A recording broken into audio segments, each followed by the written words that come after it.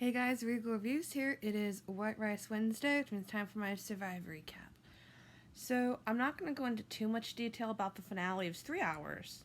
So, doing a recap of that, of everything, will take forever. So, I'm just going to go over the main points and then reveal who the winner is. So, I think it's really saying something that Jeff had to read the votes from his garage. I mean, with the whole pandemic going on, desperate times call for desperate measures. The show must go on, so you have to adapt to the situation.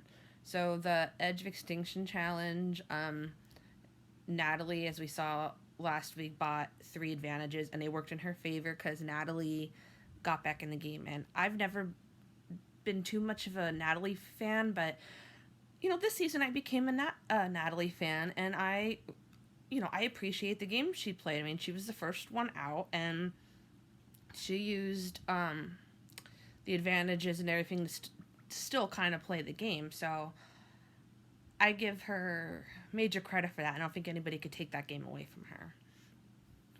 There was a lot of talk tonight about the bias in Survivor, and I don't know about you guys, but I totally see it. And Sarah brought it up, and Angelina brought it up in her season, that the guys often take credit for the moves that the women come up with. And if you go to the end with a man, you're perceived as basically being the tag along. And you're automatically looked over in the game. Like, if a woman in the game, lies and cons and is, I don't know the word to describe it, brutal in the game, she's labeled at, like, everybody hates her, she's a bitch. But a guy does that, they're a big hero. So I definitely agree with what Sarah said. I think it was very important she brought that up, and it was very great that she brought that up. So, getting back, Michelle won first immunity, which worked out good because her and Natalie formed an alliance, which worked out in their favor. For the first time since Survivor Second Chance, there was no votes. So what happened was, Michelle got immunity, so she's immune. Natalie played an idol that she had from the Edge. Tony played his idol, and Ben played his idol. And they were trying to put some fear into Tony so they could flush his idol. And the only people left that you could vote for is Sarah and Denise. And since they can only vote for each other, they don't vote. So Denise ended up getting sent home first. And I think Denise should be proud of the game she played. She will forever be known as the Queen Slayer. And Mama D, I don't believe she had any enemies out there. I definitely think if I would have loved to see her go to the end in the finals. Would she have won? I'm not 100%. I believe she would have gotten some votes, but so we get to the next immunity and Tony ends up winning, so that was good. And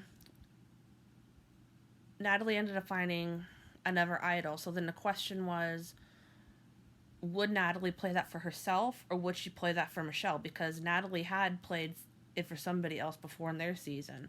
So they're very curious about how exactly to split the votes. And Natalie says to Sarah, with the speech she made, that was very good for the jury to see. But also, it would probably be better for Sarah if she were to take out Ben, because she can't take out Tony, nor would she, I don't believe, because they were like this, and Tony won immunity.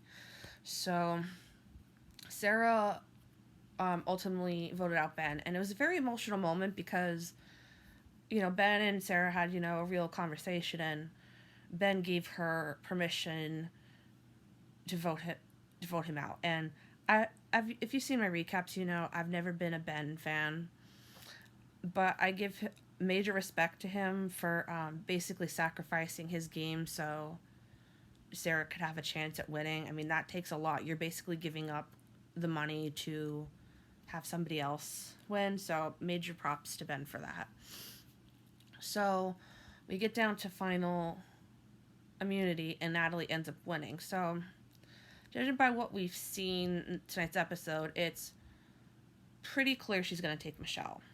Now, I give Michelle, Sarah, and Tony credit for they didn't actually go back to camp to talk to Natalie. They each one of them practiced how to make fire because it's pretty obvious she's going to take Michelle, but we don't know. Anything can happen.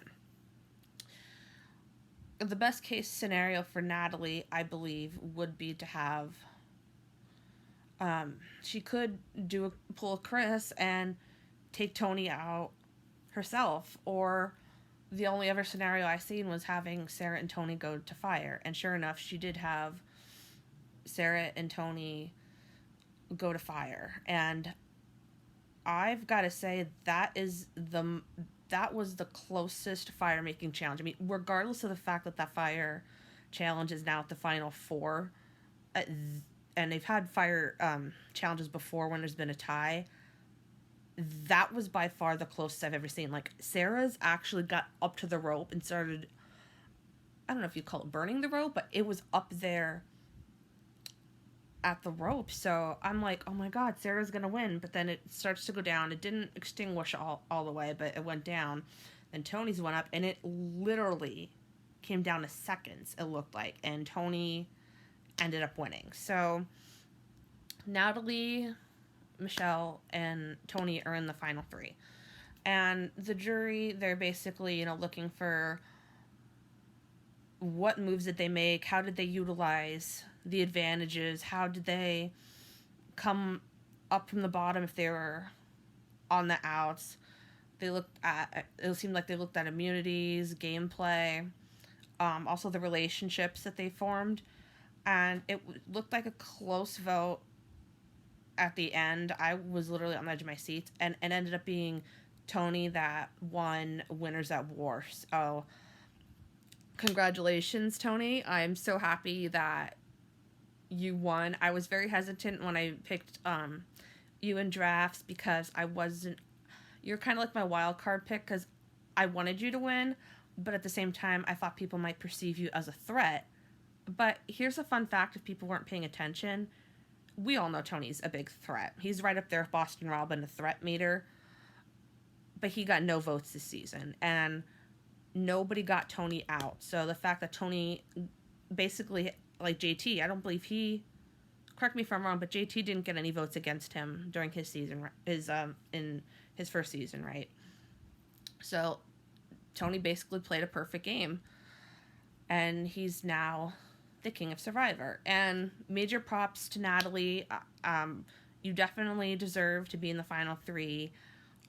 Runner up, you should be very proud of the game you played. Michelle, I definitely think that you redeemed yourself. I was more of a fan of you this season than I was your previous season. I definitely feel like that you proved yourself and that you deserve to be in that final three. I feel like you had a legit case to argue. So yeah, I'm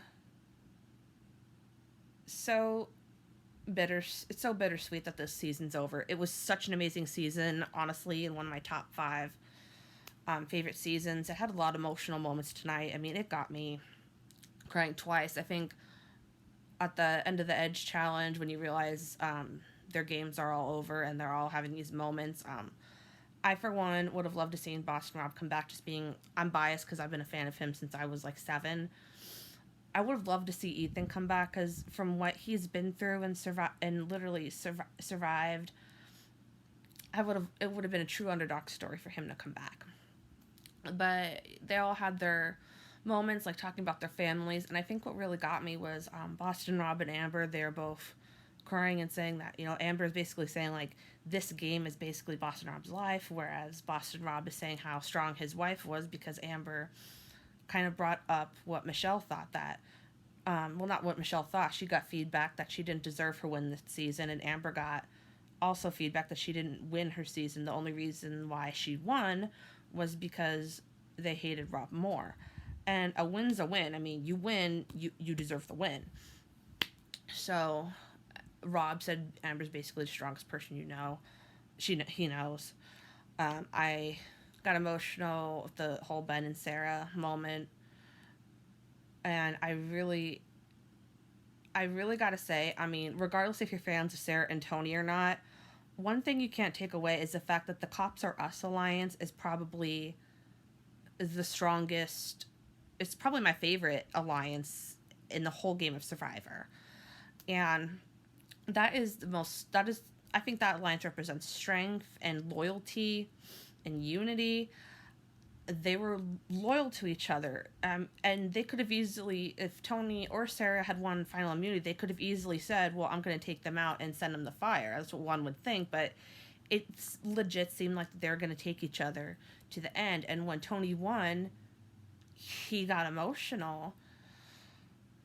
And one might think, oh, you're being biased because he's a guy. And it's like, well, no, I don't see it's me being biased. It's just that you see, like, Rob and Tony have these personas where they're these tough, have these tough exteriors and everything, and you don't never really see them show that emotion. So when Tony legit felt horrible that he took Sarah out, like, I think it really shows the friendship they had, not only in that alliance, but outside the game, you know? They seem to, you know, be. It just was a lot. It's just like, wow, that was a very strong power duo in the game. And Sarah's, you know, basically trying to comfort him, saying, you know, it's okay, you know, shake it off. If anyone was going to take me out, I wanted to be Tony. So this was definitely an amazing season. Every one of the winners should be proud of themselves. Thank you guys for making Survivor what it is and agreeing to come out this season. Again, Tony, congratulations on winning Winners at War. I'm so happy. I'm looking forward to season 41. We don't know what that's going to look like when that's going to come out. Jeff said at the end, hopefully in the fall. I'm hoping. I'll have to wait and see. I hope you guys enjoyed this season of Winners at War. And until next time, stay regal.